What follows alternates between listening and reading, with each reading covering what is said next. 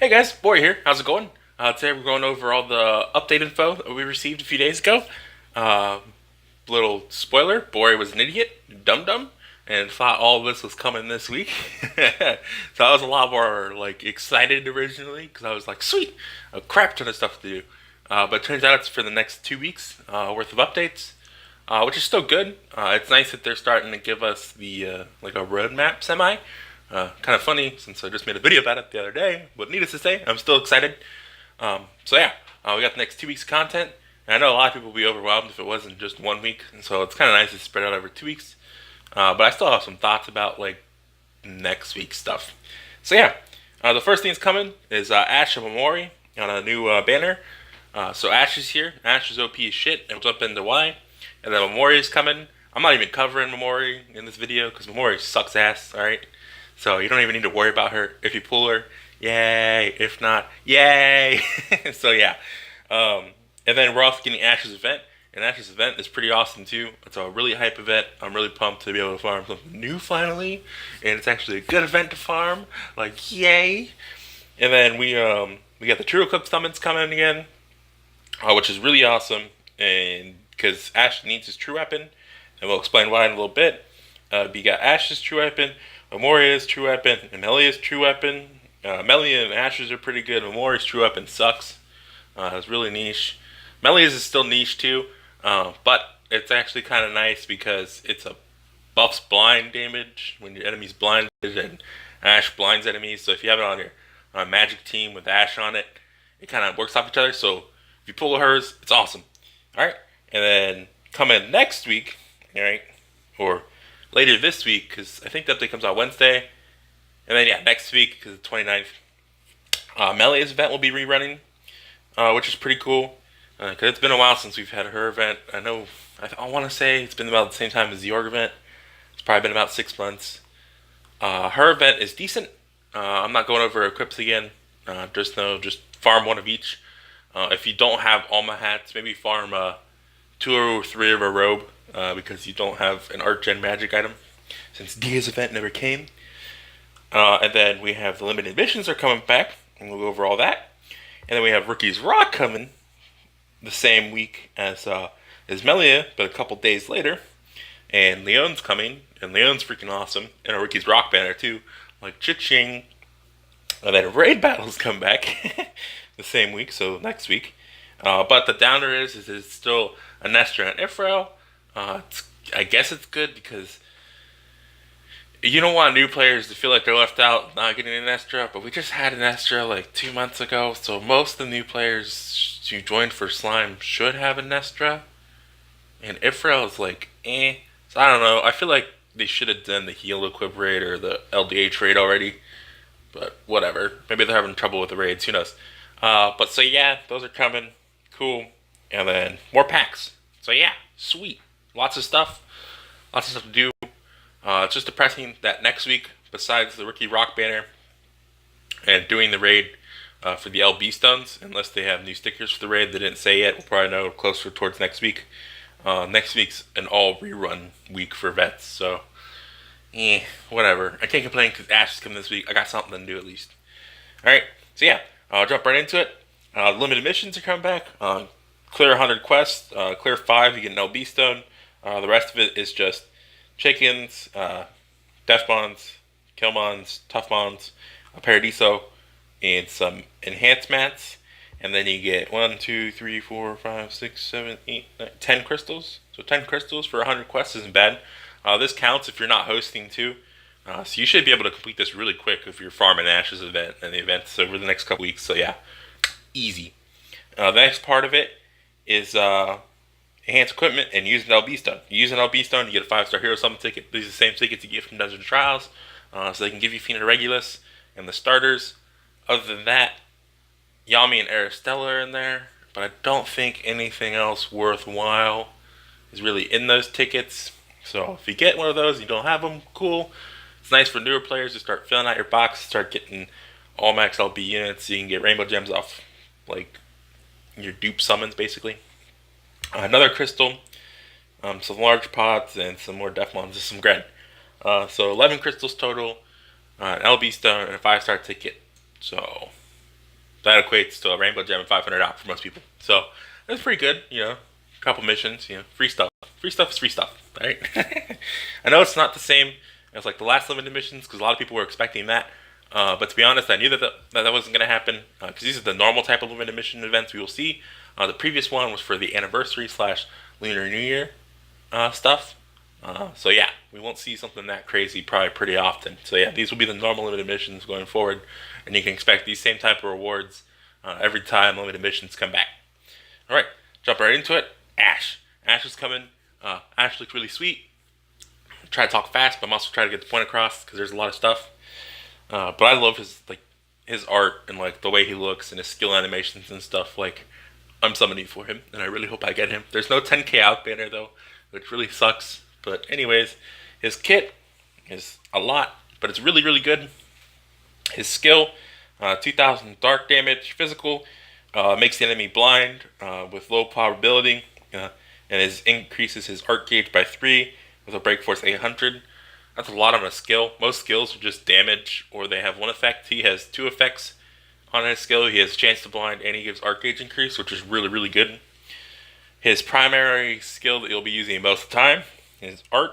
Dark attribute 5th damage, 19,000 for 13 seconds. Enemy dark resistance is 35% down, and break force is 2300. So you lower the dark resist, so your skill can blind, or War Gold can help blind, or when we eventually get defend can start blinding. And then when you want to bust out some damage numbers, you pop his true art, which is 30,000 dark fizz damage. The enemy's mystery gauge, 40 decrease. Remind you, I think you only can use 1 unit. I don't think you can use multiple. I'll have to test because we only have a couple that do this. So we'll see. I know lower action speed doesn't stack, so we'll see if this stacks. If I pull him. For 15 seconds, the enemy receives 50% more damage, and their action speed's 30% down. Again, action speed doesn't stack, so you can't stack it with like Daisy or Mako, which kind of sucks. It'd be really overpowered if you could stack them, because then you could run all 3 of them, have 90% action speed down. The boss is like never gonna move. So yeah, even then, 30% down is still a lot. Like that's 30% that the boss isn't gonna be moving more than what they normally would. So what you do is you use your skill, you pop your art, get some blind resist down, use your skill a few more times, pop your true art for some damage when boss is broken, and you want to nuke or whatever, or you just want to stop them from doing an action. So yeah, that's his normal skill kit. As for his passives and slots, he has a 100% crit rate against enemies who are blinded, which is really easy to do. Not a lot of bosses have a blind resist, really. There's only a couple, and even then, blind's like the easiest status to apply, and it's the most OP status because it decreases the boss's hit chance on you, which is really good. He has a level 75 passive, where he increases his crit damage by 30%, and then his level 90 passive, he HP damage to enemies other than 30% or less is 300%. I have no idea what that means. I'm pretty sure this is lifesteal. I don't remember. I don't know what this passive does off the top of my head. Whatever. You'll see when it comes out. His slots are really, really freaking good. He's a 5-star fizz, 5-star magical, and a 4-star magic. You can take advantage of his true weapon, his event weapon, and then he can run like True as Anegi or a Nestra. Like that's what you're gonna run on him. Like you're gonna run his true weapon, his 4-star magic, and then either you're running True as Anegi or you're running a Nestra on him. I don't want to see anybody else with anything else in your ASHE. If you don't have his true weapon, don't use ASHE. All right? He really needs his true weapon. True weapon's OP. He's decent without his true weapon. Like he's gonna be like A tier, I think we decided on. But with his true weapon, he's top tier. He's probably the best unit in the game. Him and Thetis to me are tied for like best unit overall, and then like a Serpa and Fox are like right below them. So yeah, he's really really good. It just sucks that he doesn't have a 10k. His true weapon. Why is his true weapon OP, and why does he need his true weapon? Alright, its ability. 6800 dark magic damage, 7% HP is absorbed based off the damage that the equip deals, not based off of the damage that you deal the entire time, just based off the damage that you deal. And then break force 1200. That's not what makes this true weapon OP. What makes a true weapon OP is it gives you a 30% human killer. Okay, 30% damage to humans is always nice. It has 30-second CT. It's a pretty quick CT. And then it increases his crit damage by 50%. So he now has an 80% crit damage buff with the 100% crit rate when the enemy is blinded. And then it increases his arc gauge by 1 every second. This allows Ashe to have a heal on an equip, which this heal is pretty much like 1-2k HP depending on what buffs you have on. If you're critting and landing your crit damage, like if the enemy's blinded and you have your crit rate up, you get the crit damage and you pop your equip. Your equip also gets the crit rate / crit damage buff, so you're able to heal a lot more. So on top of that, Ashe has iframes on every single one of his abilities, and they last for like 1 to 2 seconds. On his true art, it's weird because it's at the end of his animation, so you have to time it weird. But if you get used to using Ashe, he can be like better than Mixie at like not taking damage and healing himself and soloing stuff, which is really good. So that's what makes Ashe OP. Is like his true weapon allows him to be a jack of literally everything. He heals himself, he gets arc gauge, he gets huge damage buffs.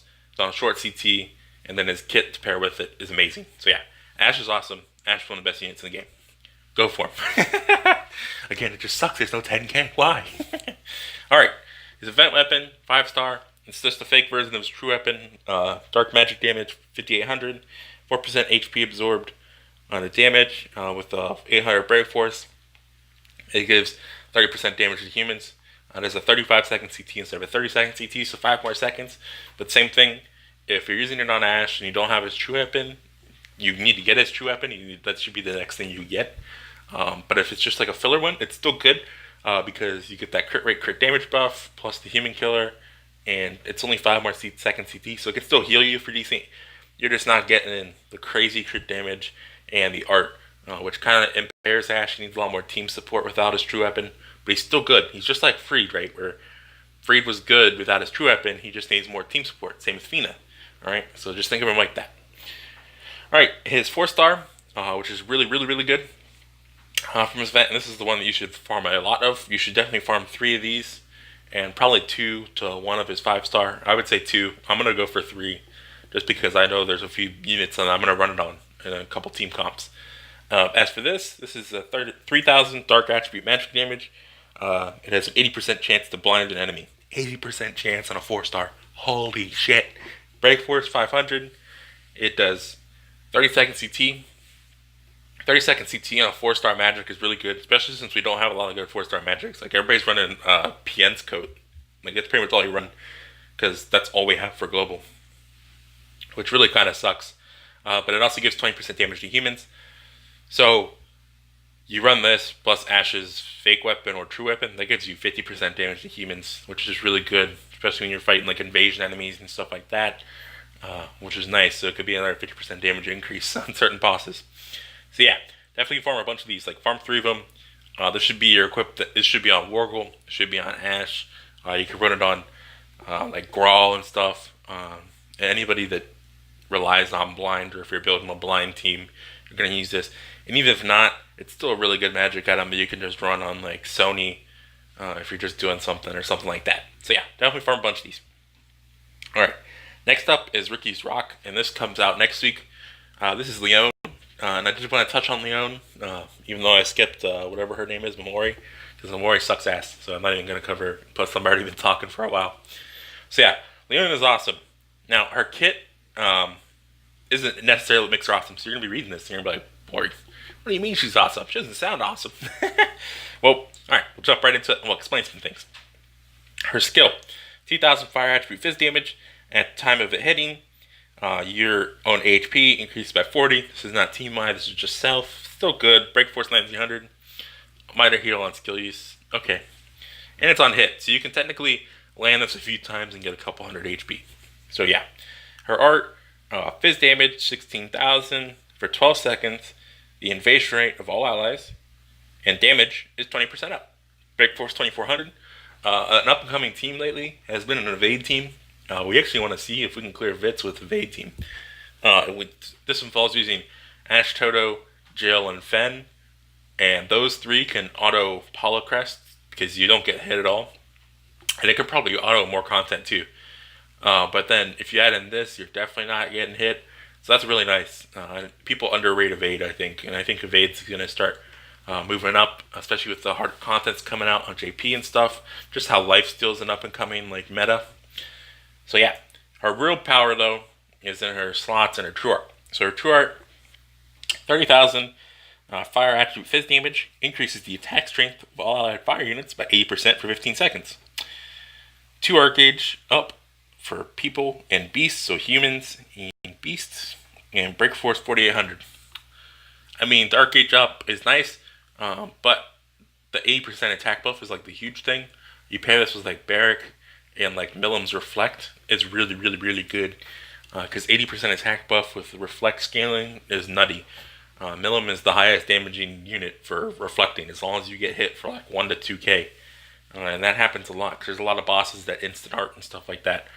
So yeah, paired with this, it gets nutty.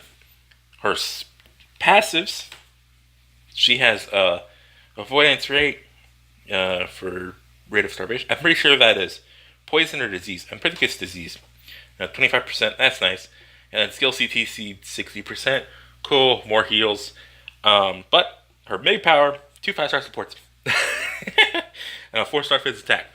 So what she can do, she runs 2 type 0s, and then your Millims run type 0s, and then boom, instant 2 art, and you can nuke things or art spam things paired with her attack buff and stuff like that. This is what makes Leon really good. I think we ended up putting her A tier. We just rated her the other day. So she's also really good. She is on a Ricky Rock banner to boot, so it's guaranteed 5-star 5 times, and it's only 30 gems. So I would definitely, if you have the fire units and you want to fire nuke, or if you're missing Sony and you need a person to carry more support slots, definitely roll 1 or 2 times on her banner. Fetus probably isn't coming next week because they gave us like the update timeline. If we don't get into anything else next week, we might see like a Melia rerun for her banner. I don't think so though. I think we're just getting Ricky Rock, the Raid, and Melia event rerun. But I suspect the next week after, Fetus will come out, and Fetus will probably have Norn on his banner, but there'll be ALK for them. So don't feel too bad about using your gems these next couple weeks for ASHE and Leon, but do just keep in mind that he is coming, and on JP he had Norn, and they've been keeping up with like what unit accompanied the BKs so far. So yeah. So yeah, guys, that is all the news. I know I've been talking for a while. It's going to take forever to upload this video because my internet sucks today for some reason. So yeah, guys, I hope this helps somebody, guys. Hope you guys are looking forward to a fun couple weeks of content. I know I am.